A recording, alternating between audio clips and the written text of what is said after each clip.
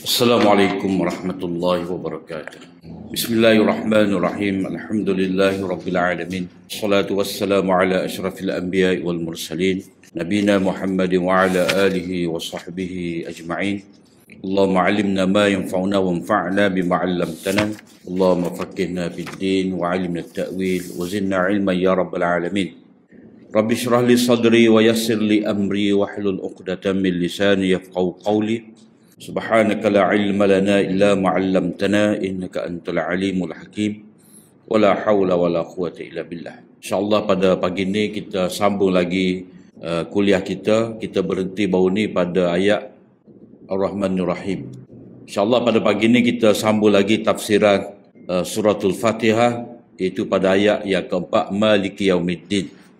Seperti yang telah kita sebut dahulu, surah Al-Fatihah ni dia tidak ada mengena secara khusus dengan wanita, tetapi oleh kerana wajib kepada setiap Muslim tanpa mengira jantina lelaki dan wanita, maka kita wajib mendalami, memahami makna surah Al-Fatihah. Di samping ini adalah satu bentuk kita tabarruk, mendapat berkat daripada surah Fatihah, iaitu dengan sentiasa kita mempelajari tafsir dan maknanya. Maliki Yaumiddin, yang memiliki hari pembalasan. Jadi Allah SWT sebagai Malik, pemilik. Allah SWT dia adalah Malik, pemilik yang menguasai. Jadi Allah SWT itu sebagai pemilik dan sebagai yang menguasai, kerana semua yang ada ni dia adalah pencipta dan pentadbir. Jadi balik kepada ayat Alhamdulillahi Rabbil Alamin. Alam itu ciptaan Allah SWT.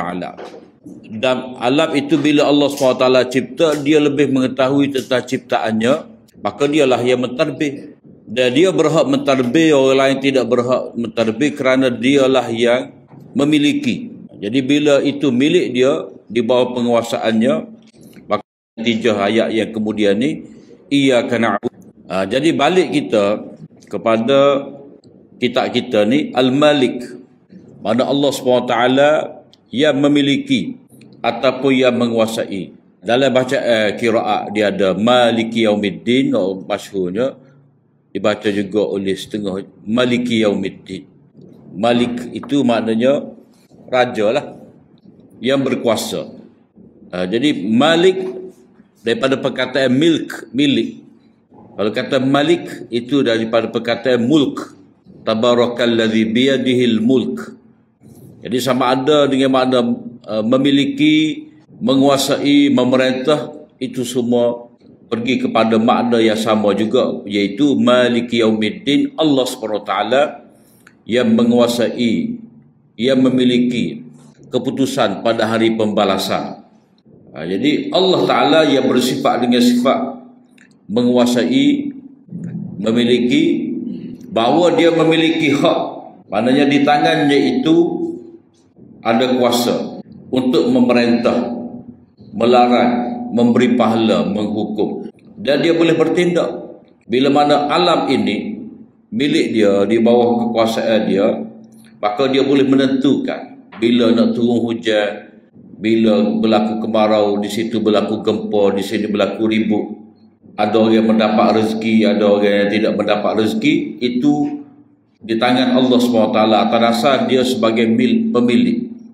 Dan hak khusus di sini, Maliki Yaumiddin, pada hari pembalasan. Dia menguasai pada hari pembalasan, iaitu amalan setiap daripada manusia akan dibalas.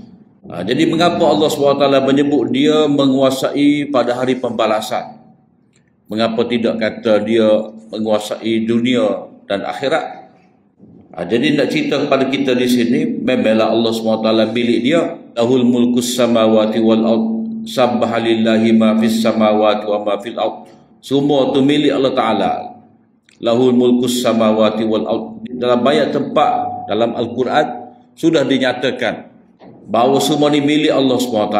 Tetapi yang dikhususkan dalam surah ini, yang menentukan perhitungan pembalasan pada hari kiamat, hari pembalasan. Jadi balasan itu atas apa? Atas pengabdian diri kepada Allah SWT, atas ubudiyah kepada Allah SWT. Jadi hari itu manusia dibalas dengan amal mereka, tak kira baik ataupun jahat. Dan di situ pada hari tersebut akan nyata kepada makhluk dengan sebenar-benarnya kekuasaan Allah, kesempurnaan kerajaannya, keadilannya, hikmah dia. Jadi tak sebut milik dia dalam surah ni, dunia ni, kerana Allah Ta'ala memberikan sebagai pinjaman kepada orang-orang tertentu untuk menjadi raja, untuk jadi pemerintah. Ada raja Mesir, ada raja Habsyah, ada raja Rum, ada raja Parsi, ada raja, macam-macam raja ada. Jadi bahagian-bahagian tanah di atas dunia ni bagi belaka. Setiap daripada kawasan di dunia ni ada yang memerintah, ada yang berkuasa. Tapi seperti mana yang kita maklum, raja-raja ni terhad lah. Terhad dari segi kawasan yang diperintah, wilayah dia terhad. Dan tempoh pemerintahannya itu terhad juga. Selama mana dia boleh memerintah, dia memerintah. Dan untuk memerintah tu dia kena tunggu dulu. Walaupun dia ni anak raja, tapi dia kena tunggu pemahkotaan, dia kena tunggu pertabalan dia, barulah dia boleh memerintah. Tapi pemerintah Allah Ta'ala ni seperti yang kita baca dalam ayat kursi, Allahu la ilaha illa huwal hayyul qayyum. Qayyum tu mentadbir. Tidak ada satu detik pun melainkan di bawah pemerintahan, di bawah penguasaan Allah Ta'ala. Kulla yawmin huwa fi sya'n. Setiap masa Allah SWT dalam keadaan sibuk. Maknanya ada kerja. Semua itu menggambarkan qayyumiyah, sifat Allah Ta'ala Al-Qayyum. Jadi tidak disebutkan kerajaan Allah Ta'ala di dunia. Maknanya Allah Ta'ala nak menyatakan bahawa semua mengaku jadi raja semasa di dunia, pada hari ini tidak lagi jadi raja. Sama sahaja. Jadi akan nyata pada manusia itu pada hari kiamat nanti tentang kesempurnaan kerajaan Allah SWT, kekuasaan dia, keadilan dia dan kebijaksanaannya. Pada masa itulah semua kekuasaan makhluk akan terputus dan hilang, tak ada dah. Kalau sebelum pada ni orang ni raja mati, anak dia akan naik, kemudian akan berterusan lah, panggil pewarisan kerajaan. Kalau kita kata khilafah Abbasiyah, khilafah Abbasiyah ke khilafah Umayyah ke, dia akan diwarisi dengan pemerintahan. Tapi bila sampai satu masa atas dunia lagi Allah Ta'ala kerak dah, tak ada lagi pemerintahan kerajaan tersebut, berpindah kepada pihak lain. Tetapi hak di sini bila di akhirat ni semua terputus, tak ada lagi yang memiliki kerajaan, hanya Allah SWT yang maha berkuasa. Sebab itulah dalam surah Ghafir ayat yang ke-16 yang boleh kita kaitkan dengan ayat daripada Fatihah ni, yaumahum barizuna la yakhfa 'ala Allahi minhum syai' limanil mulkul yaum lillahil wahidil qahhar. Mereka semua tu akan muncul di hadapan Allah SWT, semua manusia sejak daripada Nabi Adam sehinggalah kepada manusia terakhir akan berada di satu fi sa'idin wahid, akan berada di satu dataran yang luas. Semua akan ada di situ, tidak tersembunyi kepada Allah SWT. Jadi kadang-kadang kita ni pisah duduk belakang tu tak suri tunggu nampak contoh. Tapi pada hari akhirat tak ada sesiapa pun yang terlindung daripada Allah SWT. Semua tu dalam pelihatan Allah SWT, tidak tersembunyi. Jadi pada hari itu Allah Ta'ala kata limanil mulkul yaum. Kerajaan pada hari ini milik siapa? Kalau ni lah maliki yaumiddin ni. Kerajaan pada hari ini milik siapa? Allah Ta'ala tanya, semua senyap. Allah Ta'ala sendiri jawab, lillahil wahidil qahhar. Milik Allah SWT yang Maha Esa, yang Maha Perkasa. Kemudian bahagian kedua ayat tu, ayat 17 pula, al-yawma tujza kullu nafsin bima kasabat. Pada hari ini setiap nyawa, setiap jiwa akan dibalas mengikut usaha dia. Masing-masing akan dibalas mengikut usaha masing-masing, baik dan buruk. La zulmal yaum, tidak ada kezaliman. Maksudnya Allah Ta'ala akan mengadili. Allah Ta'ala akan buat perhitungan dengan seadil-adilnya sehingga tak ada siapa pun yang dizalimi. Maknanya yang berdosa tidak akan dizalimi dengan hukuman yang dijatuhkan kepadanya. Yang berbuat kebajikan, yang taat itu akan mendapat pembalasan dalam bentuk limpahan Allah Ta'ala. Maknanya Maliki Yaumiddin ni hari pembalasan milik Allah SWT. Allah Ta'ala mengadili, menghukum dengan adil. Tidak ada siapa lagi yang berkuasa pada hari itu. Itu dihuraikan dalam ayat yang ke-16, 17 daripada suratul Ghafir. Pada hari tersebut semua tunduk kepada keagungan Allah SWT, tunduk kepada kemuliaan Allah Ta'ala. Dalam keadaan semua ni menanti pembalasan ni, dan juga mengharapkan pahala. Maknanya takut masing-masing itu. Sebab itulah dikatakan oleh para Nabi, nafsi nafsi, mungkin cari orang lain lah, minta bagi syafaat, aku ada hak aku ni. Jadi para Nabi pada waktu itu takut nak berhadapan dengan Allah SWT, keadaan takut. Dan orang-orang beriman pun dalam keadaan mengharapkan pahala dari Allah SWT. Disebutkan kepada kita juru azan pada hari kiamat nanti mereka berada di atas timbunan kasturi. Kemudian dalam riwayat lain menyebut panjang tekak-tekak tu. Orang juru azan ni atwalu a'naqa, orang yang paling panjang leher dia. Jadi antara tafsir yang diberikan oleh ulama, panjang leher ni maknanya dia melihat pahalanya itu begitu jauh. Panjang tekak-tekak. Tekak tu tak panjang, tapi kita biasa guna panjang tekak-tekak tu. Duk nanti tengok daripada jauh. Maknanya setiap orang yang mendengar seruan azannya itu akan menjadi saksi bahawa di dunia pernah dia melakukan azan.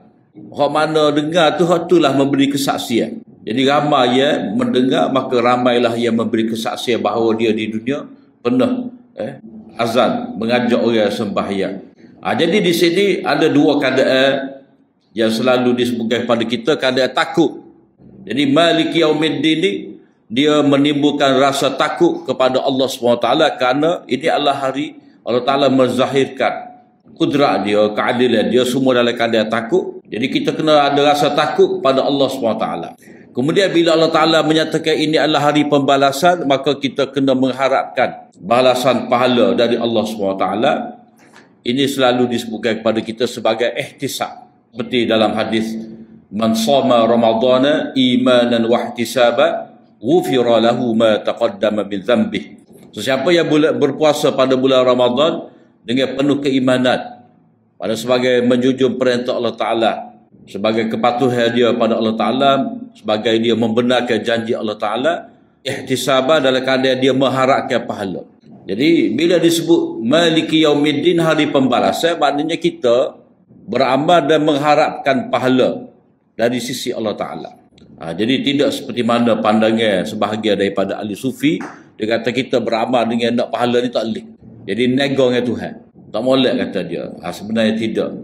Memang patut pun kita beramal nak pada pahala, nak pada syurga. Kerana apa? Kerana syurga dan pahala itu sebahagian daripada perkara yang dijanjikan oleh Allah SWT.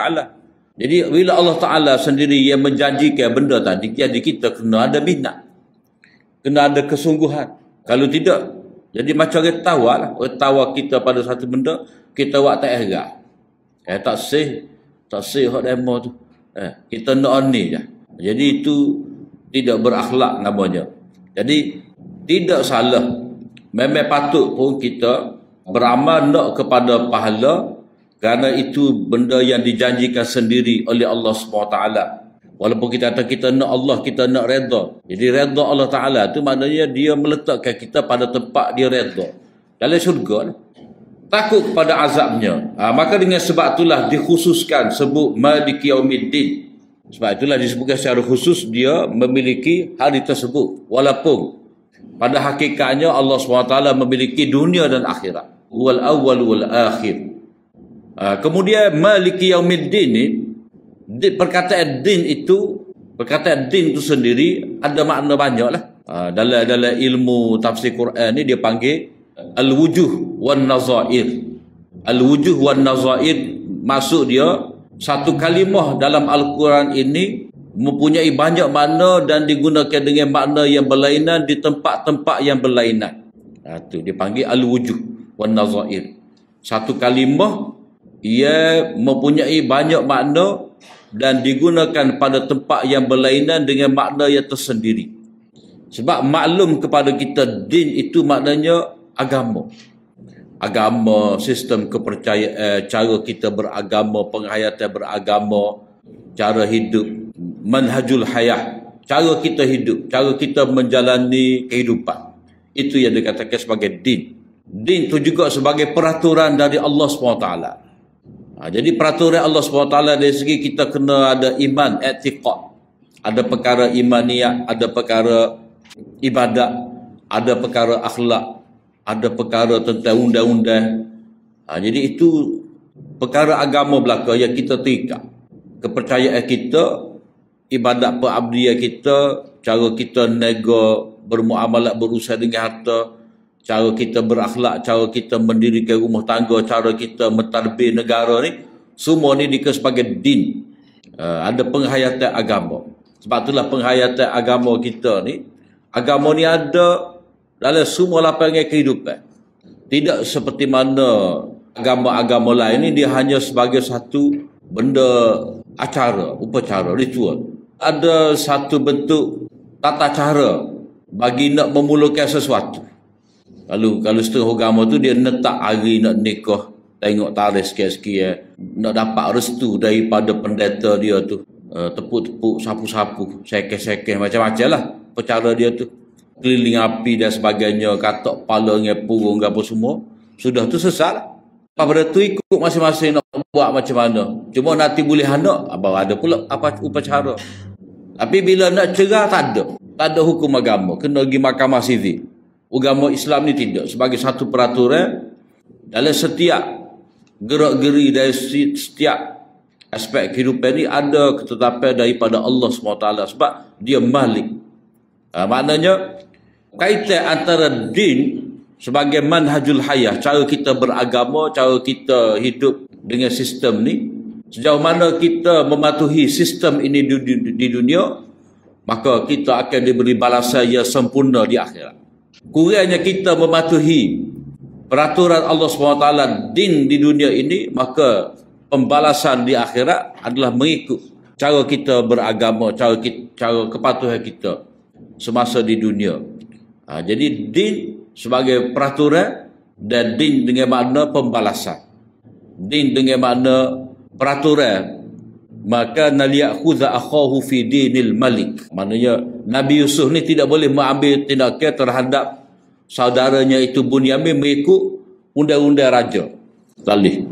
Afa ghayra dinillah. Apakah selain daripada agama Allah Ta'ala mereka nak berserah? Itu dalam banyak ayat Al-Quran yang memberi kepada kita makna agama dalam konteks masing-masing. Tapi kesinambungan antara din dengan makna pembalasan, din dengan makna peraturan hidup, itu ada. Seperti yang kita kata tadi, kepatuhan kita di dunia ini dengan sepenuhnya, dengan sebaik-baiknya, maka dengan cara itulah Allah SWT akan membalas untuk kita di akhirat. Kemudian ayat yang kelima ni, iyyaka na'budu wa iyyaka nasta'in. Sebelum kita pergi kepada ayat iyyaka na'budu wa iyyaka nasta'in ni, kita boleh lihat di sini daripada ayat Ar-Rahmanir Rahim Maliki Yaumiddin itu digandakan sekali. Hak mula-mula tu bismillah sebagai tanda permulaan. Permulaan bismillah tu makna bermula dengan nama Allah. Aku membaca dengan nama Allah. Kita bismillah tu maknanya dipanggil ba' ibtida'. Ba' sebagai permulaan. Jadi kalau kata Maliki Yaumiddin ni sebagai pengakhiran kepada kehidupan dunia, jadi bismillah tu permulaan. Gapa-gapa kita nak buat, nak pakai kita bismillah.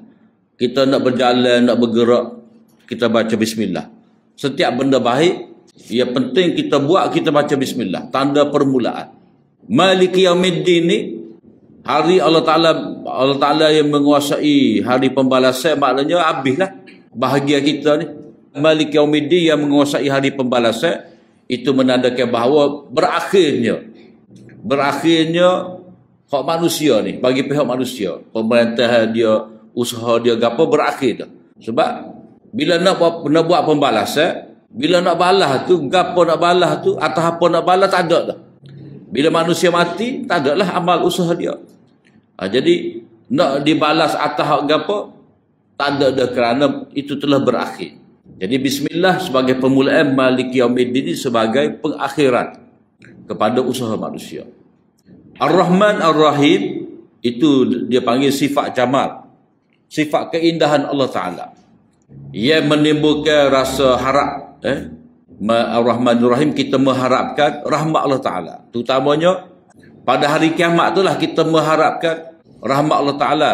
Kataba ala nafsihi rahmah la yajma'annakum ila yaumil qiyamah. Allah Ta'ala telah wajib ke atas diri dia itu sifat rahmat, dia akan himpunkan kamu pada hari kiamat. Maknanya sifat rahmat Allah Ta'ala itu akan ternyata dengan sempurna pada hari kiamat, pada hari Yaumiddin itu. Maka kita kena berharap untuk mendapat rahmat Allah Ta'ala pada waktu itu. Kenapa? Kerana sebutan Maliki Yaumiddin itu, dia yang menguasai, dia yang memerintah, itu menimbulkan rasa takut kepada kita. Jadi di situ terzahir sifat jalal Allah Ta'ala, kehebatan. Jadi Allah Ta'ala sifat dia jamal, ada hak kita kata aspek-aspek positif, jamal, indah, comel. Ada hak jalal, hak dia menzahirkan izzah dia, keperkasaan dia. Hak bahagia backing lah, kita kata bahasa mudah kita kan. Hak bahagia dia murka, marah dia azab. Jadi ada dua sifat, dua aspek bagi sifat Allah Ta'ala yang maha sempurna tu. Iyyaka na'budu wa iyyaka nasta'in, dengan erti kami khususkan kepada engkau sahaja dengan ibadat dan dengan pertolongan. Itu maknanya. Maknanya kami sembah engkau sahaja wahai Allah, dan kami tidak sembah yang lain. Kami minta pertolongan kepada engkau sahaja ya Allah, dan kami tidak meminta pertolongan daripada yang lain. Jadi iyyaka na'budu ni dia ada makna mengkhususkan. Sebab apa? Sebab ini mengikut kaedah dalam bahasa Arab, dia panggil taqdimul ma'mul yufidul hasar. Ma'mul ala amil yufidul hasar. Maknanya mendahulukan objek sebelum daripada kata kerja ni, itu menunjukkan kepada khusus. Kalau kita kata saya makan apple, saya makan apple, boleh jadi dia makan limau, anggur dan lain-lain. Tapi kalau dia kata apple yang saya makan, jadi tak ada lah hak lain. Kita pun guna juga dalam bahasa Melayu kita ni. Maknanya objek itu bila disebut terdahulu sebelum daripada kata kerja, maka ia menunjukkan kepada khusus. Taqdimul ma'muli ala amilihi yufidul hasar. Ada makna khusus, mengkhususkan ibadat hanya untuk Allah, tidak untuk yang lain. Jadi bila kata mengkhususkan ni, maknanya menafikan daripada yang lain. Mana aku sembah engkau saja ya Allah, dan aku tidak sembah yang lain daripada engkau. Jadi dia ada makna isbat dan nafi. Isbat tu maknanya mengkhususkan hanya Allah yang kita sembah, dan menafikan selain daripada Allah Ta'ala. Jadi yang lain tidak layak disembah. Dan ini juga bila kata iyyaka, ini sebenarnya dalam bentuk perjanjian lah. Dalam bentuk perjanjian, pengakuan daripada kita. Bila kita balik kepada ayat Alhamdulillahi Rabbil Alamin, itu pengakuan kita, iktiraf. Yang layak dipuji hanyalah Allah Ta'ala kerana dia mentadbir alam ni. Jadi bila kita puji Allah Ta'ala, maknanya kita mengakui kesempurnaan dia, maka mestilah ada satu benda yang kita nak buktikan, iaitu ibadat. Sebagai tanda kita puji pada dia, dan puji ni tidak berpada dengan lidah. Dia kena ada puji dengan tubuh badan. Puji dengan tubuh badan itulah dikatakan sebagai syukur. Jadi alhamdulillah, puji bagi Allah Ta'ala, berterima kasih pada Allah Ta'ala, pengakuan tentang kesempurnaan Allah Ta'ala, dan dia mesti dengan makna bersyukur. Sebab dalam banyak ayat Al-Quran bila kata Alhamdulillah tu, dia mesti ada makna bersyukur. Dia mesti ada makna bersyukur kepada Allah SWT. Wa qalu alhamdulillahilladzi hadana li hadza. Begitu juga wa akhiru da'wahum anil hamdulillahi rabbil alamin. Ucapan akhir daripada ahli syurga ni, segala puji bagi Allah. Maknanya setelah mendapat nikmat-nikmat dalam syurga ni, maka puji Allah Ta'ala. Jadi puji itu tanda bersyukur kepada Allah SWT, kerana Allah Ta'ala memberikan kepada manusia di syurga tak pandai sebenarnya untuk bayar syurga tu dengan amal ibadat kita.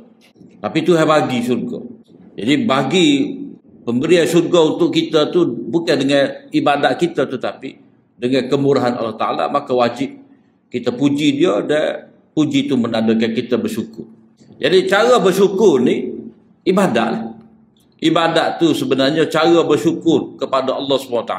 Sebab itulah selesai daripada semaya kita kata, Allahumma a'inni ala zikrika wa syukrika wa husna ibadatik. Ya Allah, tolonglah aku ni supaya aku dapat sentiasa ingat bersyukur kepada Engkau dan dapat mengelokkan ibadat kepada Engkau. Ibadat tu sendiri adalah tanda kita bersyukur kepada Allah SWT. Kemudian kata pengarang kita lagi, didahulukan ibadat sebelum daripada minta pertolongan.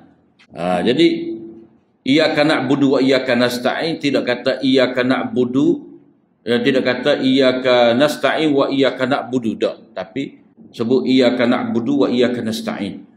Didahulukan ibadat atas daripada minta pertolongan ni, ini kerana mendahulukan hak umum daripada hak khusus.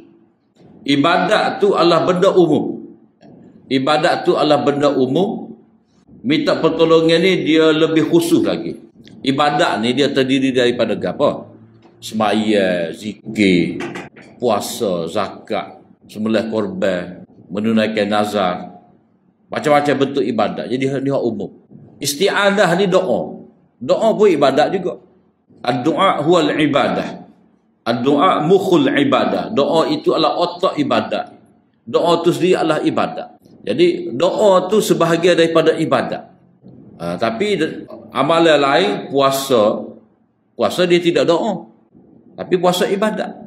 Puasa adalah ibadat pada Allah Ta'ala. Sembahyang adalah ibadat pada Allah Ta'ala. Zakat adalah ibadat pada Allah Ta'ala. Jadi minta pertolongan ni mana doa sebahagian daripada ibadat, tapi bukan semua ibadat tu doa. Tapi doa tu sendiri ibadat. Bukan semua ibadat tu doa, tapi doa tu sendiri adalah ibadat. Jadi ibadat ni dia merangkumi sembahyang, zikir apa semua. Jadi ada zikir dalam bentuk doa, ada zikir tidak dalam bentuk doa.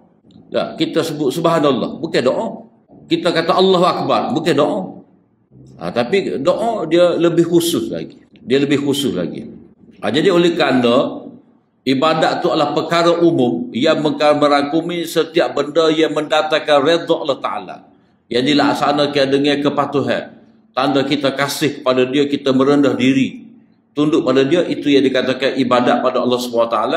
Maknanya dia adalah sesuatu yang umum, maka sebut dahulu sebelum minta pertolongan. Jadi kedudukan kalimah dalam bahasa Al-Quran ni dia ada makna lah. Inilah orang panggil apa ni, nazam khafif. Apa ni, struktur mikrostruktur.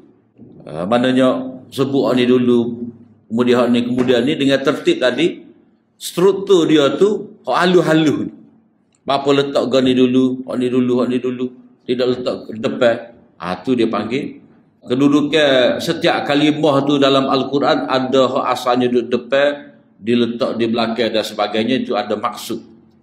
Itu yang pertama. Yang kedua, sebagai memberi ihtimam, memberi perhatian tentang hak Allah Ta'ala itu adalah nombor satu.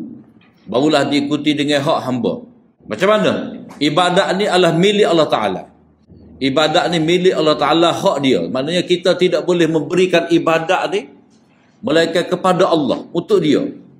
Kita kena mengkhususkan ibadat hanya untuk Allah Ta'ala. Ibadat tidak boleh diberikan kepada yang lain daripada Allah SWT. Sebab tu ibadat diletakkan kemudian. Adapun isti'anah ni, minta pertolongan, hak ni bahagia kita. Maknanya Allah Ta'ala kata, memintalah dengan aku. Udu'uni astajib lakum. Doalah kepada aku akan perkenankan untuk kamu. Maknanya perintah supaya berdoa pada Allah Ta'ala ni, ini adalah bahagia kita. Bahagia kita. Mana bolehlah kita nak minta dengan Allah Ta'ala. Oleh kerana kerajaan ni milik Allah Ta'ala, kepunyaan dia memberi nikmat, dia Ar-Rahman Ar-Rahim, dengan rahmat dia luah ni, dengan semua makhluk ni sebagai ciptaan dia di bawah kerajaan dia, maka mintalah daripada dia. Maknanya itu bahagia kita. Ibadat ni bahagia Allah Ta'ala, hak dia. Maka kita tidak boleh memberikan ibadat, kepatuhan, ketaatan, ketundukan, kasih sayang untuk Allah Ta'ala. Tidak boleh ada yang lebih daripada Allah Ta'ala bila kita nak memberi ketaatan, kasih sayang, kepatuhan dan sebagainya. Ibadat hak Allah Ta'ala, maka sebab itulah didahulukan hak Allah Ta'ala daripada hak manusia. Pengabdian hanya untuk Allah Ta'ala. Dari segi kita berdoa ni, maknanya kita nak hak kita seperti mana yang dijanjikan oleh Allah Ta'ala, seperti mana yang dipetakan oleh Allah Ta'ala. Allah Ta'ala suruh kita minta dengan dia, maka kita boleh minta. Satu sudut lagi, minta pertolongan ni, mengapa disebutkan kemudian? Kerana ibadat hanya untuk Allah Ta'ala, minta pertolongan ni boleh. Nak minta dengan Allah Ta'ala pun boleh, pertolongan nak minta dengan makhluk pun boleh. Tetapi nak minta dengan makhluk ni, dalam perkara yang ada sebab musabab yang memang patut ataupun boleh kita nak minta dengan makhluk. Dalam pengajian tafsir dia panggil al-isti'anah ma fawqal asbab wal isti'anah ma tahtal asbab. Minta pertolongan dengan makhluk ni hak benda dalam kemampuan hamba mengikut kaedah sebab musabab. Bolehlah kita nak minta dengan dia. Tidak boleh minta dengan makhluk ni dalam benda yang luar daripada lingkungan asbab musabab. Mana hak ni milik mutlak Allah Ta'ala. Jadi itu tanda arah dia. Ma faqal asbab, benda-benda besar hanya Allah Ta'ala sahaja yang dapat beri, kita kena minta dengan Allah. Sesuai dengan etikad kita tentang kudrat Allah Ta'ala, kita hanya minta dengan Allah Ta'ala. Hak benda dalam lingkungan asbab ni tak apa, kita minta dengan makhluk. Atas dasar apa? Atas dasar benda ni di bawah asbab musabab dalam ikhtiar. Ataupun dalam bahasa Qurannya di bawah tajuk wa ta'awanu 'alal birri wat taqwa. Jadi kalau kita kata benda yang boleh kita minta tolong dengan makhluk ni di bawah lingkungan asbab musabab, macam kita minta tolong doktor. Doktor hamba sakit tolong cek bahagian mana sakit. Dah. Ubat gapo hak sesuai. Jadi doktor pun berilah ubat hak sesuai tu. Mana hak tu asbab dia tu. Mana dia belajar perubatan. Sekian lama dia belajar perubatan, dia pun dapat tahu tentang ubat ni, dia dapat cek sakit kita ni, dia pun beri ubat pada kita. Kata, cik telah lah 3 butir sehari, pagi sekali, petang sekali, malam sekali. Jadi kita ikut peraturan dia tu. Maknanya itu asbab, kaedah. Kaedah ni boleh mana? Boleh daripada ilmu Allah Ta'ala lah yang dikaji. Kena ngaji bab tu. Samalah juga kita minta aircon kereta kita tak sejuk, panas serah. Tak, buka habis tu dah, tak sejuk. Jadi kita pun cari pomen aircon lah. Jadi kita tahu lagi pomen tayar. Sebab itu bukan bidang dia. Maknanya pada pomen tayar, walaupun dia makhluk, tapi bukan bidang asbab musabab dia. Dia kena pomen aircon juga. Jadi benda dalam lingkungan asbab ni kita boleh minta tolong daripada makhluk. Kerana itu memang peraturan yang Allah SWT telah buat dah dalam hukum sebab musabab. Setiap benda ni dia ada sebab. Tapi kalau kita minta dengan doktor, kesembuhan tu sendiri tak boleh. Sebab dia hanya boleh beri ubat pada kita. Kalau kita jumpa tu lebah, tu guru, minta dia rawat kita, embuh-embuh. Jadi sekadar baca japi-japi atas benda yang penyakit yang tidak zahir kepada kita, bolehlah kita minta dia japi. Tapi kalau kita nyakit cimani, minta ustaz japi cimani hamba ni, bukan dalam lingkungan sebab musabab dia. Kalau kata kena sengak, kolipel kau gapo kau dak. Kita baca ayat Fatihah kau sembuh. Embuh. Gosok-gosok gapo. Tu dalam lingkungan asbab jugalah itu, kerana ruqyah bacaan tu boleh juga. Sebab bila kita tidak ada ubat dalam keadaan yang kita nak segera rawat tadi, maka boleh kita baca ruqyah. Kemudian hak benda luar daripada lingkungan asbab ni, maknanya tidak ada mana-mana kudrat pada manusia untuk usahakan, maka kita tidak boleh minta selain daripada Allah Ta'ala. Nak minta jodoh, nak minta rezeki, nak minta kekayaan, nak minta berkat, nak minta rahmat. Semua ni di bawah kehendak dan kudrat Allah SWT. Dia sahaja yang berkuasa. Kalau kita minta selain daripada Allah Ta'ala, jadi syirik kita. Jadi ibadat hak Allah Ta'ala, doa pertolongan ni adalah bahagian kita. Jadi ibadat khusus bagi Allah Ta'ala, maka sebab itulah kena sebut hak khusus bagi Allah Ta'ala saja. Kemudian doa ni Minta pertolongan ni ada pertolongan doa dalam bentuk kita nak daripada kudrat Allah Ta'ala. Ada setengah tu doa kita berhajat kepada sesama kita. Pada sesama kita tu tak apa kita minta tolong. Jadi kalau orang tak faham dia kata, oh makan panada boleh pula. Tak kata syirik. Kalau kita pergi jumpa doktor tu, syirik tu. Kalau ikut ilmu dewan ni, ilmu sebenarnya tidak memahami kaedah. Jadi dia ada kaedah minta di luar lingkungan asbab musabab, minta benda ni daripada makhluk, dan makhluk tu tidak ada ikhtiar, tak ada daya usaha dia, kita minta jadi syirik. Sebab itulah isti'anah ataupun istighatsah dengan ahli kubur ni syirik juga. Sebab dia tak ada kudrat pada waktu tu. Walaupun semua kata Tok Guru ni masa dia hidup ni sibuk mengajar, sibuk baca kitab ke apa semua. Dah, tak ada masa nak tolong kita. Tapi bila dia mati duduk dalam kubur tu, dia banyak masa. Jadi boleh kita nak minta dengan dia tu, biar dia minta dengan Allah Ta'ala. Jadi kita tahu mana keadaan dia tu dalam kubur tu tak sibuk dah. Sehingga kita boleh minta dengan dia supaya dia minta dengan Allah Ta'ala. Itu benda-benda yang mengelirukan masyarakat. Jadi dalam bab minta kepada manusia ni boleh. Minta pada manusia ni hak bolehnya, hak dalam lingkungan asbab. Tapi hak minta dengan Allah Ta'ala nak rahmat, nak berkat, nak keselamatan dunia akhirat, hak ni tak boleh minta, melainkan daripada Allah Ta'ala saja. Jadi kata pengarang kita lagi, wal ibadah ismun jami'un lima yuhibbuhu Allah wa yardahu min al-a'mal wal aqwal az-zahirah wal batinah. Ibadat ni adalah satu nama yang menunjukkan kepada perkara yang Allah Ta'ala cintai dan redai. Sama ada amal perbuatan ataupun perkataan. Maknanya kita guna tulang pak gerak kita gerakkan. Maknanya kita tunjuk jalan, kita akak barang orang. Orang kalau dalam hadis Nabi kat, orang tu duduk atas utara dia, jatuh barang dia, nak turun semula payah. Jadi kita di bawah ni tolong Allah ke dia, ataupun kita tolong tutup pintu kereta ke. Jadi itu khidmat dikira sebagai benda baik. Jadi hak Allah Ta'ala redha kenal ni payah, puasa, zakat dan sebagainya, ataupun dengan perkataan ucapan, mana zikir lah. Hak batin ni maknanya amalan hati. Amalan hati, mana kadang hati kita bergantung kepada Allah, kita kasih kepada Allah, kita takut pada Allah Ta'ala, kita ikhlaskan hati kita pada Allah Ta'ala, mengharapkan pahala, bersangka baik pada Allah SWT.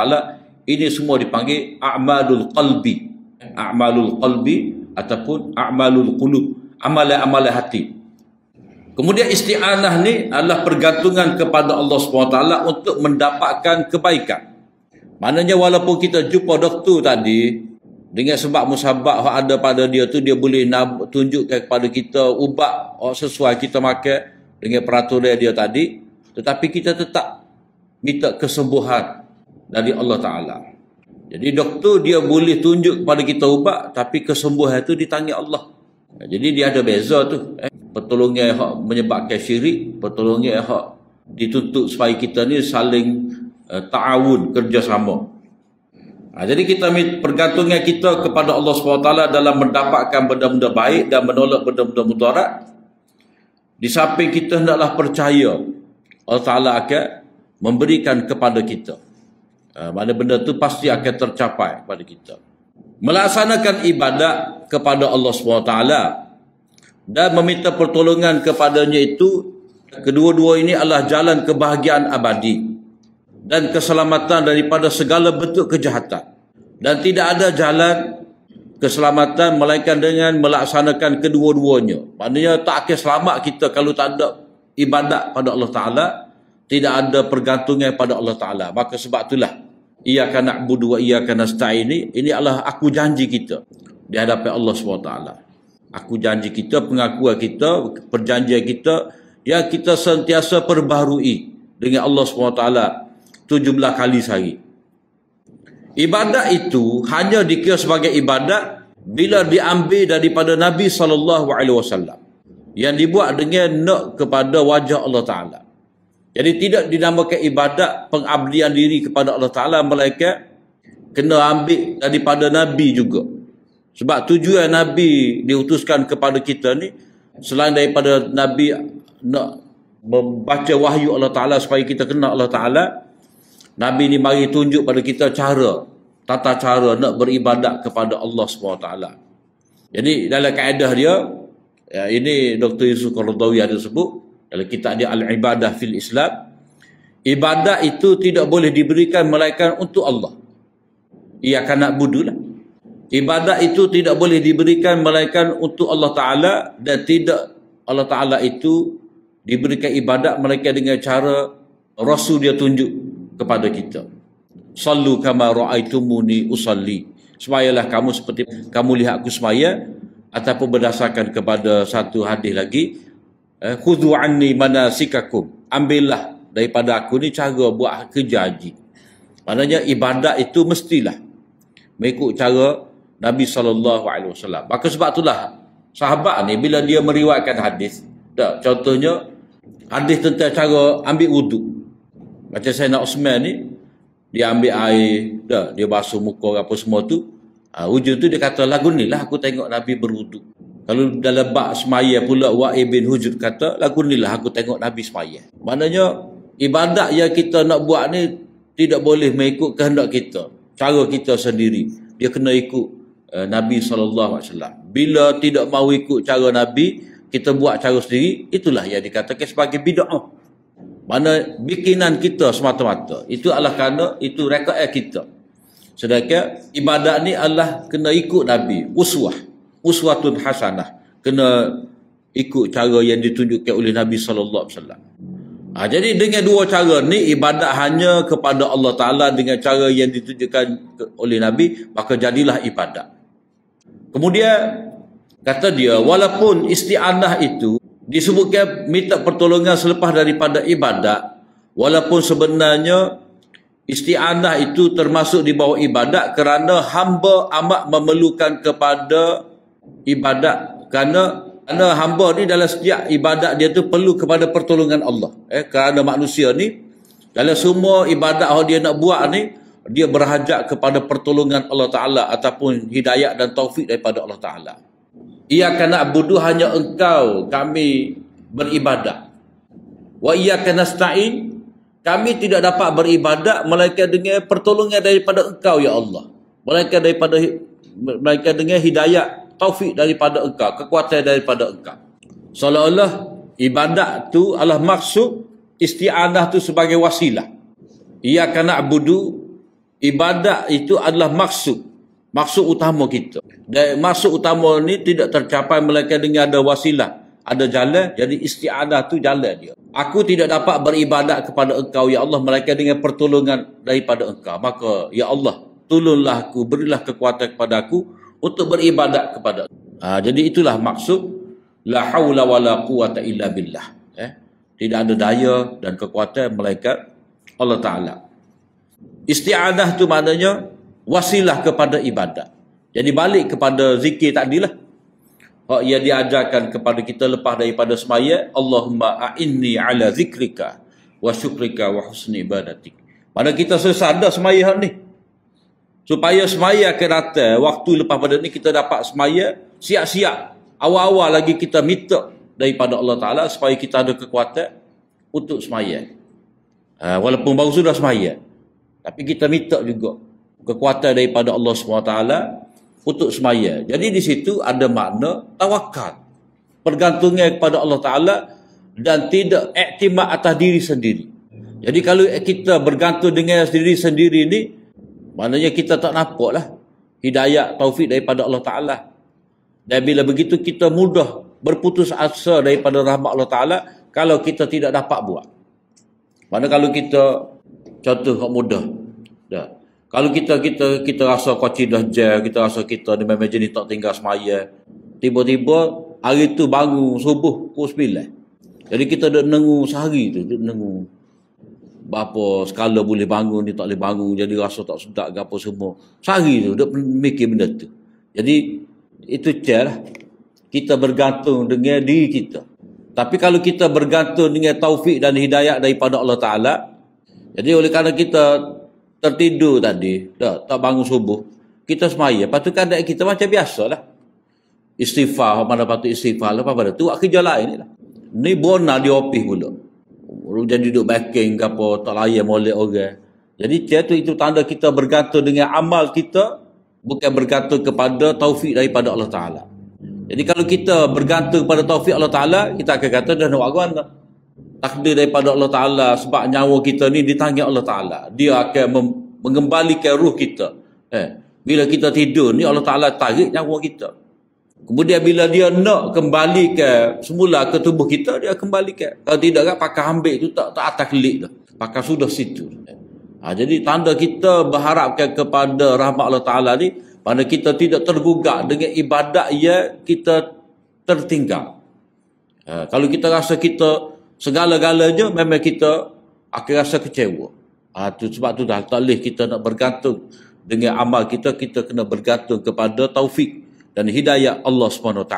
Kita sebagai hamba dalam setiap ibadat memang kita bergantung kepada pertolongan daripada Allah Ta'ala, kerana sekiranya Allah SWT tidak memberi pertolongan kepada kita, maka kita tidak mampu untuk melaksanakan perintah Allah Ta'ala dan kita tidak mampu untuk menjauhi maksiat. Kemudian ayat berikut ni, ihdinas siratal mustaqim. Tunjukkanlah kami jalan yang lurus, ataupun tetapkanlah kami di atas jalan yang lurus. Tunjukkanlah kami, bimbinglah kami, maknanya sentiasa kami ni berada di atas jalan yang lurus. Berilah taufik kepada jalan yang lurus. Siratal mustaqim ni mana jalan yang jelas, yang sampai kepada Allah. Maknanya kalau jalan tu sama-sama mengelirukan kita, itu bukan siratal mustaqim. Jalan yang menyampaikan kita kepada Allah Ta'ala, kepada keredaan dia, jalan yang membawa kepada syurganya, iaitu mengenali kebenaran dan beramal mengikut kebenaran. Maka kita doa pada Allah Ta'ala, ya Allah, pimpinlah kami kepada jalan yang lurus, berilah hidayat kami dalam jalan yang lurus. Jadi hidayat kepada jalan itu bermakna luzumu dinillah. Kita mengikat diri kita dengan agama Allah Ta'ala. Dalam terjemahan kita ni dia lain sikit ni. Petunjuk menuju jalan itu adalah melakukan kesungguhan yang tinggi dengan agama Islam dan meninggalkan agama-agama lain selain daripada Islam. Dia kalau Arabnya mudahnya luzumu dinil Islam. Mana kita komited, kita mengikat diri kita, iltizam diri kita dengan agama Islam, agama Allah. Tak saya cari dah. Afa ghayra dinillahi yabghun. Apakah selain daripada agama Allah Ta'ala mereka nak cari? Wa may yabtaghi ghayral islami dinan falan yuqbala minhu. Sesiapa yang mencari agama selain daripada agama Islam ni, tidak akan diterima. Kita kena ikhlas mengabdikan diri kepada Allah Ta'ala. Kita adalah tulus patuh kepada agama Islam, agama Allah Ta'ala, dan kita kena ketepikan, tinggalkan agama selain daripada agama Islam. Mana tak ada konsep kita ni boleh rojok agama. Orang panggil apa dah ni? Pluralisme agama. Jamuk agama dia panggil. Tak boleh kita nak jamuk ke agama. Jamuk ke agama ni paling ada dalam sejarah ni, itulah agama din akbar. Ramai Mongol dulu, din akbar. Akhirnya lahir meninggalnya agama Sikh lah. Agama Sikh tu sebahagian daripada agama yang cuba jamuk agama-agama. Sintesis. Campur sikit. Jadi ada janggut, ada serba. Kalau jamuk agama ni, dia nak meraihkan semua. Nak sesuaikan dengan agama setempat. Kalau tidak kan dia jadi macam Buddha versi Bali. Hindu versi Bali. Dia tak serupa dengan Hindu India. Itu jamuk agama. Jadi jamuk agama ni tak ada. Kita kena dengan satu agama saja. Kepelbagaian agama tu memang wujud. Kepelbagaian agama tu memang wujud, maknanya di samping agama Islam ada macam-macam agama. Itu sebagai satu fenomena sosial. Memang kita kena akui. Ada macam-macam agama masing-masing lah. Waktu pilih agama ni, pilih agama tu, pilih agama ni. Tapi kalau kita nak gabungkan semua agama, jadi satu agama tak boleh. Mereka, semua yang ada ni kena tinggalkan agama-agama mereka, balik kepada agama Islam. Kerana Islam itulah agama asal yang dibawa oleh Nabi-Nabi. Nabi Ibrahim pun bawa agama ni. Lepas tu dari segi keaslian sumber dia, Al-Quran terpelihara, tidak seperti mana Bible, Taurat dan sebagainya. Jadi kalau nak pada satu agama, mudahnya kembali kepada Islam, agama Nabi-Nabi. Sebab Islam timur Musa, timur Isa. Orang Yahudi tolak Nabi Isa, tolak Nabi Muhammad. Orang Kristian tolak Nabi Muhammad. Jadi kita terima lah. Orang Kristian tolak Nabi Muhammad, tidak terima Isa tu sebagai hamba Allah. Dia kata Isa tu anak Allah. Jadi nak betul balik, kena balik kepada dinut tauhid, agama Islam. Jadi kita minta dengan Allah Ta'ala hidayah atas jalan yang lurus ni, mana Islam sebagai satu-satunya agama yang diridai oleh Allah SWT, kerana Islam tu menjelaskan dengan sejelas-jelasnya cara beribadat pada Allah. Cara nak beribadat dia jelas. Cara nak semaya, lepas tu dari segi nak tangan letak mana tu, benda tu tu tidak benda asasi dah. Apa pentingnya semaya tu sendiri dengan 5 waktu, dengan kaifiat dia tu dah jelas. Cara nak ibadat, waktu nak ibadat. Hidayat di atas jalan yang lurus ni merangkumi hidayat bagi semua perincian agama. Maknanya bukan kita minta pimpinan petunjuk ni atas cara nak semaya saja. Subuh-subi, cara bercucuk tanah, cara nak berniaga, cara nak bermasyarakat, cara nak berkahwin, membentuk keluarga, cara nak mendidik anak, cara nak buka sekolah, cara nak memerintah negara, semua. Setiap satu kita minta hidayah daripada Allah Ta'ala, ilman wa amala, merangkumi ilmu dan praktik.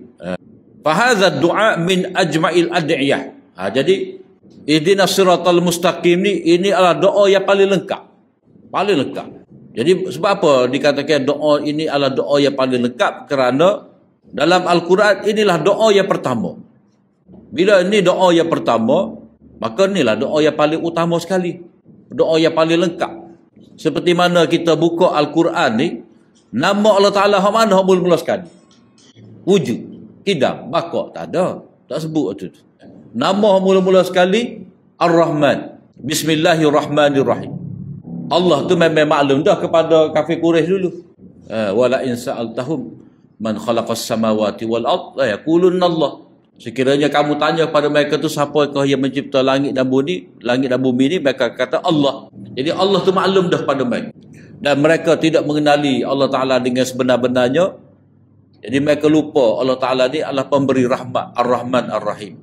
Nama Allah Ta'ala yang paling utama sekali Ar-Rahman Ar-Rahim. Jadi hak inilah pergantungan kita kepada rahmat dia. Jadi sifat hak paling utama bagi Allah Ta'ala di antara sekalian sifat, nama yang paling utama atas sekalian nama Ar-Rahman. Sebab itu mula-mula. Jadi samalah juga di sini doa yang pertama yang disebutkan oleh Allah SWT di sini, doa hidayat, maka hidayatlah hak paling penting sekali. Samalah juga kiamat tu dia banyak nama. Yaumul Qiyamah, Yaumus Sa'ah, Al-Haqqah, Qamatul Kubra, Sakhah, Al-Waqi'ah. Banyak, Al-Qari'ah, nama-nama hari kiamat. Tapi hak pertama disebut di sini, kita mula-mula jumpa Yaumuddin, hari pembalasan.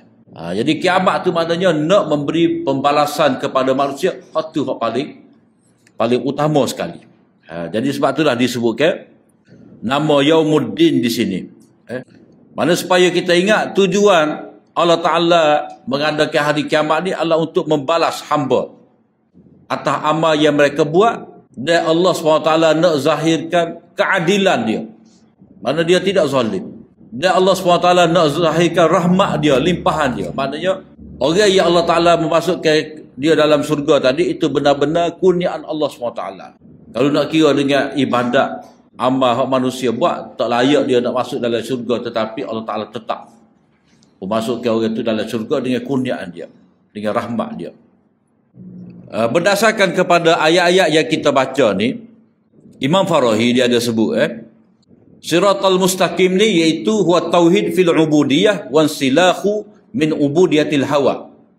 At-tauhid fil ubudiyah wan silahu min ubudiyatil hawa. Iaitu mentauhidkan Allah Ta'ala dalam pengabdian. Hal ini kita boleh fahami daripada iyyaka na'budu. Iyyaka na'budu. Insilah min ubudiyatil hawa, kita melepaskan diri kita daripada pengabdian terhadap hawa nafsu. Maknanya kita tidak patuh kepada agama Allah. Jadi orang yang engkar hari akhirat, tak percaya Allah Ta'ala sebagai Malik hari pembalasan, jadi dia akan hidup atas dunia ni dengan sesuka hati dia lah. Dia tak percaya dengan hari akhirat, dia tidak percaya dengan hari pembalasan, maka dia hidup atas dunia ni mengikut kehendak dia. Dia rasa nak buat goni-goni, rasa nak nego goni, rasa nak tipu orang, Jadi ikut suka dia. Jadi itu dia ikut hawa nafsu dia. Jadi orang tu bila dia mengabdikan diri pada Allah Ta'ala dengan ibadat dia, maka sebenarnya dia melepaskan diri dia tu dengan hawa nafsu. Hawa nafsu ni dia ada dua. Hawa nafsu ia memang menentang perintah-perintah Allah Ta'ala, mana dia buat cara dia sendiri. Satu lagi, hawa nafsu dalam keadaan nampak seperti dia patuh pada perintah Allah. Itu paling bahaya sekali. Hawa nafsu juga tu nampak ibadat, tapi ibadat hak kena dengan angin dia. Macam orang buat bid'ah lah. Dia buat bid'ah ni, dia suka. Hak Nabi tak buat, dia buat. Sebenarnya dia ikut hawa nafsu dia. Hawa nafsu ni maknanya fikiran sendiri, pendapat sendiri. Hawa maknanya kecenderungan, minat, mengikut kehendak dia. Maknanya dia tidak mengikat diri dia dengan perintah Allah Ta'ala. Dia hanya buat mengikut hawa dia, keinginan dia. Macam contoh, kalau dia kata, Nabi kata, muzikir lah 33 semua Allah, kita nak 2,000 asmaya, 2,000. Ikut dia lah, bukan ikut Nabi lah. Walaupun dalam bentuk ibadat, tapi tidak mengikut cara Nabi, dia panggil hawa. Sebab dua je, petunjuk ataupun hawa, keinginan, hawa nafsu. Jadi orang tu walaupun zahir dia beribadat pada Allah Ta'ala, tetapi bila tidak dia mengikut kehendak Nabi, dikira dia ikut buah dia sendiri, pendapat dia sendiri. Macam kita kata lepas sembahyang jenazah tu ada wirid lagi, ada wirid Al-Fatihah semua, lepas tu Fatihah, Qul Allah 3 kali, lepas tu baru doa tu panjang. Sepatutnya doa dalam sembahyang jenazah tu pada takbir yang ketiga doa panjang, lepas takbir yang keempat tu ada doa lagi. Jadi tak ada, habis dah sembahyang jenazah.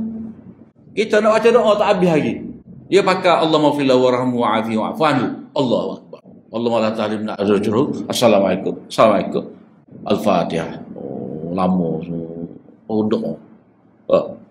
Al-Fatihah sekali lagi.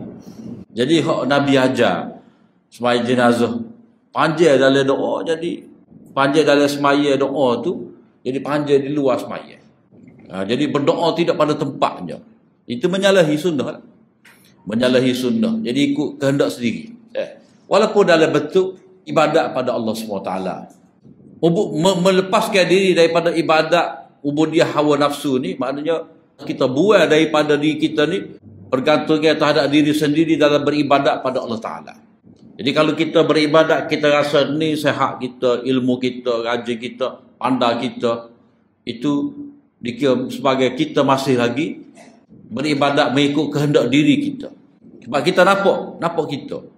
Sebenarnya Allah yang memberi taufik kepada kita sehingga kita dapat beribadat pada Allah SWT.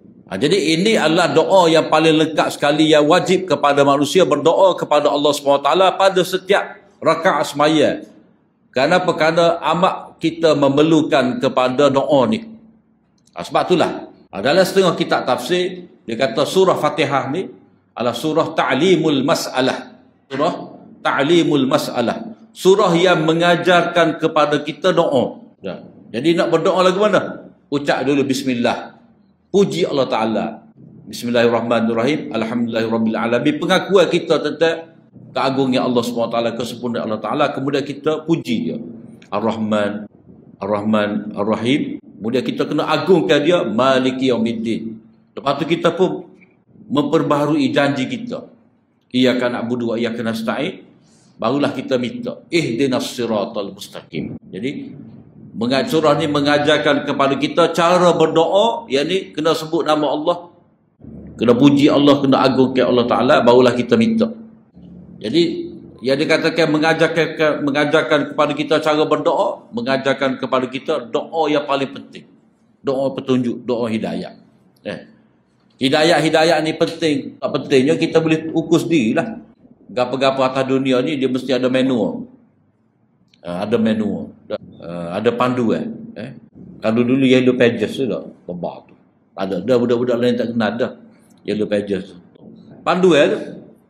Syarikat ni nombor telefon dia berapa. Panduan tu. Kita beli mesin basuh ada menu. Nak pasal beli perabot. Alah, dapat kau beli rak seputih gitu je ada. Dia beri sekeping menu.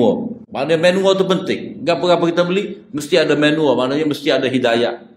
Mari daripada kilat. Jadi Allah Ta'ala pencipta kita memberikan hidayah pada kita. Jadi kita kena minta hidayah. Kemudian Siratal Mustaqim ini dihuraikan sendiri oleh Allah Ta'ala, Siratal ladzina an'amta alaihim. Jalan orang-orang yang engkau telah memberi nikmat ke atas mereka, maknanya nikmat engkau itu menyelubungi mereka yang terdiri daripada Nabi, orang-orang yang benar, para syuhada dan orang-orang yang soleh. Ghairil maghdubi alaihim, bukan jalan orang yang engkau mukai, yakni orang yang mengenali kebenaran dan meninggalkannya, seperti orang Yahudi. Dia tahu kebenaran. Orang Yahudi, dia kenal Nabi SAW, tapi dia buat-buat tak kenal. Dah ikut Nabi. Waladhdallin, dan tidak jalan orang-orang yang sesat, orang yang meninggalkan jalan kebenaran atas kejahilan. Memang dia jahil. Tak apa, ikut hawa nafsu dia dan dia pilih kesesatan seperti Nasara. Jadi orang-orang yang dimukai oleh Allah Ta'ala ni orang yang tahu kebenaran tapi dia menolak. Kenapa? Kerana banyak syubhat. Syubhat tu banyak. Orang-orang Yahudi ni dia banyak syubhat. Orang Nasrani ni dia banyak ikut syahwat. Syubhat ni macam mana? Syubhat ni tidak semestinya dia tak nampak. Dia nampak tapi dia sengaja buat alasan. Macam orang Yahudi ni, mengapa mereka tidak mahu ikut Nabi SAW? Itu adalah kerana mereka merasakan mereka ini adalah bangsa yang terpilih. Bangsa pilihan Allah Ta'ala. Mereka menganggap syariat Nabi Musa ni tidak akan mansuh. Mana tidak akan ada lagi agama lepas daripada kitab Taurat. Dan mereka menganggap Nabi yang terakhir daripada kalangan mereka. Itu syubhat berlaku tu. Kekeliruan berlaku. Orang Yahudi, orang Nasrani ni ikut hawa nafsu. Ikut hawa nafsu. Walaupun jelas tak boleh. Contohnya apa? Ikut hawa nafsu ni. Orang Nasrani, babi, dia kata halal. Jawi tak sih? Dia kata tak boleh jawi. Jawi ni lain, jawi hati. Jawi dalam hati. Banyak penyelewengan. Kenapa? Kerana nak ikut hawa nafsu. Jadi banyak benda haram jadi halal. Arak tak haram bagi dia. Sampai dia kata itu adalah hidangan terakhir Nabi Isa sebelum dia angkat. Sebelum dia disalib. Jadi minta pertolongan dengan Allah Ta'ala ni maknanya berada di atas manhaj. Orang-orang yang diredai oleh Allah Ta'ala yang terdiri daripada Nabi, Siddiq, maknanya pembenar Nabi, pendukung Nabi. Yang mempertahankan Nabi, syuhada maknanya orang yang mempertahankan diri Nabi, agama yang dibawa Nabi ni, walaupun mereka ni terpaksa mati. As-salihin mana orang soleh. Mereka yang ikut Nabi, mempertahankan Nabi, ajaran Nabi dengan taat patuh, dan juga mereka beramal soleh ataupun memberi pertolongan dengan harta benda mereka. Jadi kata pengarang kita lagi, surah ini walaupun ringkas mengandungi perkara-perkara yang tidak terkandung dalam surah yang lain. Iaitu dia merangkumi tauhid yang tiga. Tauhid rububiyah, tauhid uluhiyah, dan tauhid asma' wa sifat. Jadi ke mana tu? Tauhid rububiyah itu diambil daripada alhamdulillahi rabbil alamin. Rabb, rububiyah. Mana Allah Ta'ala tarbih, jaga. Tauhid ilahiyah diambil daripada mengesakan Allah Ta'ala dengan ibadat. Itu diambil daripada perkataan Allah. Allah, sebut Allah tu memang Allah. Dengan arti yang disembah. Dan juga diambil daripada perkataan wa iyyaka na'budu wa iyyaka nasta'in. Tauhid asma' wa sifat ni pula diambil daripada itu mensabitkan kesempurnaan bagi Allah Ta'ala dengan sifat-sifat dia. Mensabitkan sifat-sifat Allah Ta'ala yang sempurna bagi Allah Ta'ala, yang mana Allah Ta'ala sabitkan untuk diri dia. Alhamdulillah, dia layak dipuji kerana kesempurnaan dia. Jadi dari segi kaedahnya, kita puji ni kerana kelebihan ada. Kita puji satu benda. Kita puji comel bangunan ni. Kita puji maknanya kerana kesempurnaan kerja yang telah dibuat oleh pembina tadi. Jadi kita puji. Jadi bila Allah Ta'ala kata Alhamdulillah, segala puji bagi Allah Ta'ala, maknanya hak dia buat tu layak dipuji. Maknanya layak dipuji kerana dia sempurna. Jadi bila begitu, itu menandakan kepada sifat. Jadi itu isyarat kepada tauhid asma' wa sifat, seperti mana Allah Ta'ala menyebut Ar-Rahman Ar-Rahim, Malik Yaumiddin, itu semua nama-nama bagi Allah Ta'ala. Jadi Allah Ta'ala mensabitkan untuk dirinya itu sifat yang sempurna. Dia sendiri menamakan diri dia, dia sendiri menyatakan sifat bagi dia, maka kita kena sabitkanlah juga. Tanpa kita ta'til, tanpa kita menafikan, tanpa kita menganggap serupa dengan makhluk. Dan itu telah ditunjukkan dengan lafaz Alhamdu. Kemudian surah ni dari segi tauhid juga merangkumi sabitnya kenabian. Berdasarkan kepada ihdinas siratal mustaqim. Kita minta jalan yang lurus ni, mana kita minta panduan daripada Allah Ta'ala. Jadi likulli qaumin had, likulli qaumin had dalam surah Ar-Ra'd, mana bagi setiap kaum itu ada pemimpin, maka nabilah pemimpin. Manusia berhajat pada pemimpin untuk tunjukkan kepadanya itu jalan lurus, maka pemimpin itu adalah nabi yang mendapat wahyu daripada Allah SWT. Jadi tak mungkin dapat ditunjukkan jalan yang lurus ni melainkan dengan kerasulan. Kemudian adanya balasan atas amal itu berdasarkan kepada ayat Maliki Yaumiddin. Dan pembalasan itu dengan cara adil, kerana din itu maknanya pembalasan dengan adil. Kama tadinu tudan, bagaimana kamu memperlakukan orang, orang akan memperlakukan kamu. Kemudian surah ni juga mengandungi sabitnya qada dan qadar. Maknanya kita minta pertolongan daripada Allah Ta'ala, itu maknanya kita minta Allah Ta'ala menyempurnakan kerja usaha kita. Sebab kita ni ikhtiar pilih nak buat sesuatu yang mewujudkan perbuatan itu Allah. Cuma kita ikhtiar berusaha nak buat. Dan hamba tadi pelaku sebenar kepada perbuatan dia.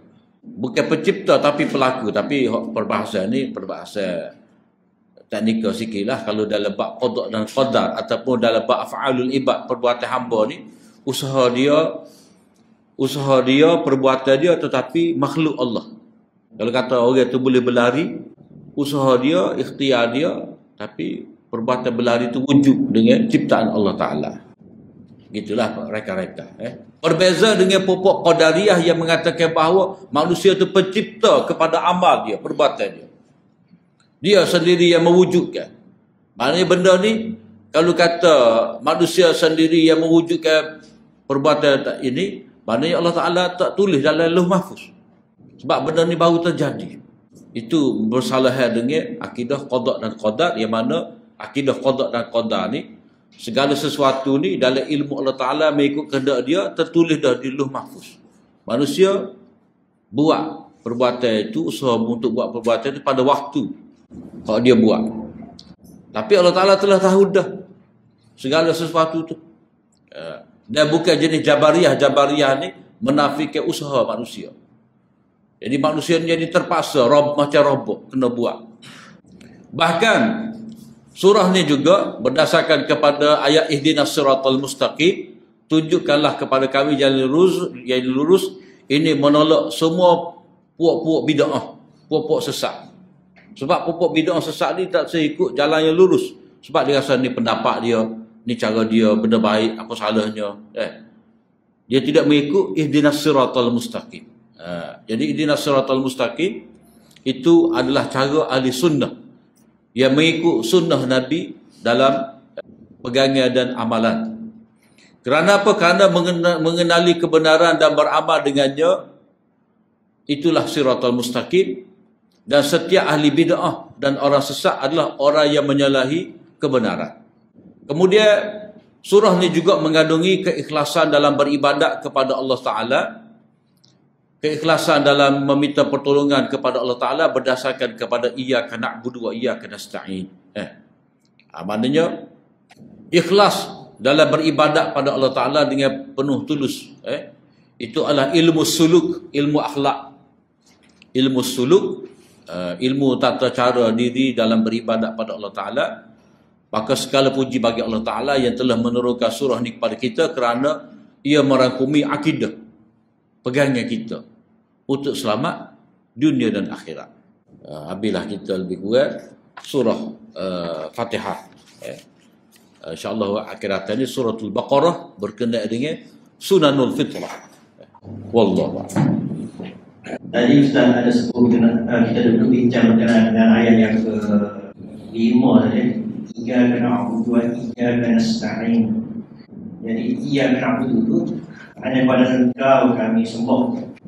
Dan ada disebutkan tadi bahawa wa iyyaka nasta'in hanya pada Engkau kami berdoa untuk tolong. Dan Ustaz ada sebut doa itu sebenarnya ialah ibadat dah. Doa itu sendiri sudah ibadat. Jadi kenapa perlunya disebut sekali lagi sedangkan iyyaka na'budu hanya pada aku sembah itu ibadat dah. Kenapa perlu diulang sekali lagi?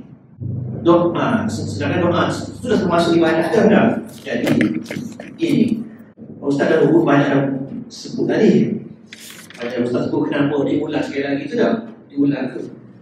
Cuma boleh ke tadabbur macam ni? Tadabbur macam ni. Diulang sekali lagi itu kerana walaupun doa tu sudah ibadat, orang sebut lagi. Orang sebut ulang sekali lagi tu. Kerana antara banyak-banyak ibadat ni, doa lah yang menyebabkan manusia ni leceh. Sepatutnya doa pada Allah, jangan doa kepada pokok lah, jangan doa kepada orang yang mati dah lah. Adakah kerana tu? Boleh ke tak ada apa macam tu? Bahasa jalan dah. Jalan dah. Sebab punca golongan musyrikin sesat dulu, sebab dia tahu Allah pencipta alam semesta. Allah sebagai Rabbul Alam itu orang musyrikin Mekah tak tahu dah. Memang dia tahu pencipta ni Allah. Tetapi mereka merasakan dengan kesalahan yang mereka buat, kejahatan mereka buat, riba mereka makan, tipu orang tu, mereka rasa takut nak minta dengan Allah. Jadi sebab itulah mereka minta dengan malaikat. Jadi berhala-berhala yang mereka minta apa semua tu, itu bagi mereka malaikat, anak-anak perempuan Allah. Jadi mereka cipta konsep lagu tu rasa banyak salah, rasa banyak dosa. Jadi kita minta dengan, kata mereka, kita minta dengan malaikat. Berhala-berhala ni makna simbol kepada ruh malaikat, kita minta dengan malaikat. Sebab dilihat kepada kesalahan kita tu. Jadi oleh kerana kita ni, mereka ni tak setinggal kejahatan mereka, mereka minta dengan selain daripada Allah Ta'ala. Disebabkan mereka tak boleh bertaubat. Jadi kadang-kadang geleceh dalam bab ni, dia rasa tak layak dia tu untuk minta direct dengan Allah SWT. Itulah diulang dalam Quran banyak tempat. Wa idza sa'alaka ibadi anni fa inni qarib. Bila hamba tanya tentang aku ni, kata aku ni dekat. Minta direct dengan Allah. Jadi dalam bab ni, seperti mana kita pengabdian diri pada Allah Ta'ala hendaklah ditujukan kepada Allah Ta'ala, hanya Allah Ta'ala saja. Nak minta pun kena direct dengan Allah. Jadi memanglah tepat geleceh. Orang musyrikin Mekah kerana dia menjadikan perantaraan. Sebab dia kira Tuhan ni satu, Tuhan murka. Dia sebab dalam keadaan berdosa tu, mereka nak minta dengan Allah Ta'ala, jadi mereka takut. Yang satu lagi, mereka anggap Tuhan ni susah dah. Dia sibuk dengan urusan besar-besar ni. Doa kita kecil-kecil ni, dia serah kepada wali-wali tertentu. Sedangkan itu satu bentuk syirik juga dalam bab doa. Samalah juga kadang-kadang manusia ni, dia menganggap Tuhan ni macam raja.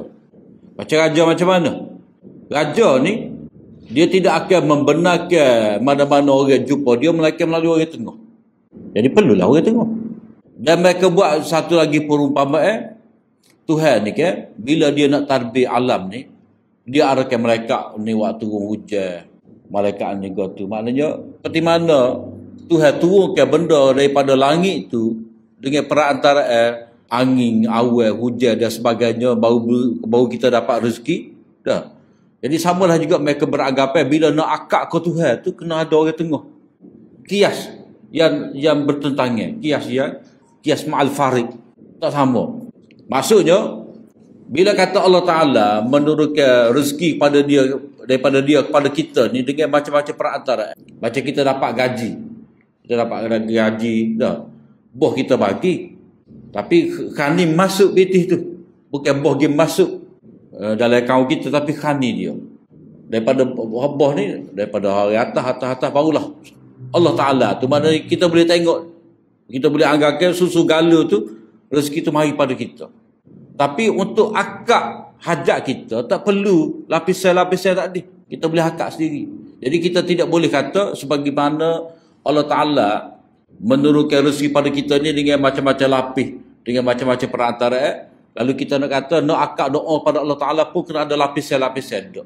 Kalau nak turun, hak lain. Kalau nak naik ni, permintaan kita ni, direct pada Allah SWT. Jadi dengan sebab itulah, penekanan isti'adah ni hanya pada Allah Ta'ala sebab doa ni lah, ramai orang geleceh. Seperti kita tengok lah ni lah, kata kita ziarah kubur, kita bukan sembah kubur, kita pergi doa situ. Tapi apa doa situ? Apa tak doa di masjid? Dia kata lain doa masjid dengan doa di kubur ni, terutama kubur ke solat. Tanggapan tu lah hak salahnya. Jadi bab doa tu bab geleceh, sebab doa ni mana pengharapan kita, pergantungan kita, tawakal kita.